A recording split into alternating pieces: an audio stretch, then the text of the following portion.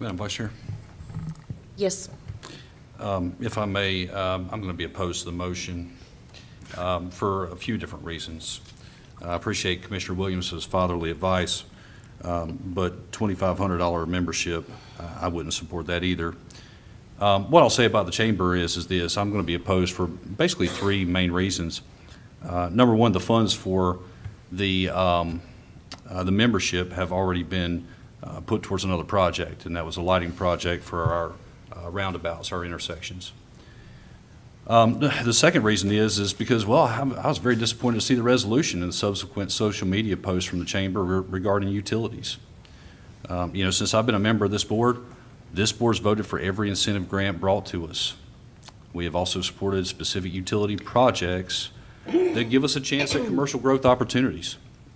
As a county that sits at almost 90% residential, I certainly recognize the importance of commercial growth. Furthermore, I'll say this: sewer capacity is not a magic bullet. It's not the end-all be-all solution for commercial growth. As a county, we've seen this and done this before, and we know that as sewer capacity becomes available, it is quickly consumed by residential growth. Why? Well, because generally speaking, we can't reserve sewer capacity for one applicant over another. North Carolina statute prohibits us from doing that because it's looked upon as discriminatory. Since commercial projects typically have longer design phases, residential development takes the capacity before commercial projects come to fruition. This is exactly why this board petitioned our state legislators to make changes to North Carolina general statute. The actions of the chamber and certain municipalities in our county with their respective resolutions underscore their lack of understanding. Growth has a price, and I'm not willing to put the cost and the burden of future growth for 3 municipalities and a Chamber of Commerce on the backs of every ratepayer in the county, just so they can pay more for the same services without any additional services for their money and subsidize future growth. And to top it all off, what's their reward for being a great ratepayer and all this?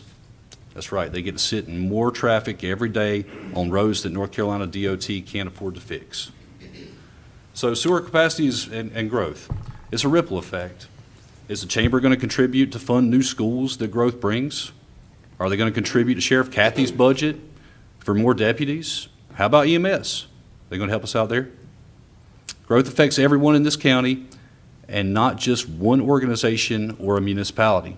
That's why this board made policy changes earlier this year to give the people of the county the authority to vote on utility projects that enable growth, not just 5 commissioners. Last reason why I'm not going to support this motion: Union County Chamber of Commerce openly supports diversity, equity, and inclusion.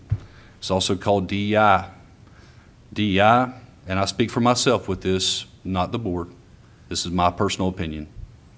But DEI is a perversion of civil rights that brings nothing but division. The premise of DEI is to separate people based on the pigmentation of their skin. Last I checked, the science of the matter is that we all have to wear sunscreen.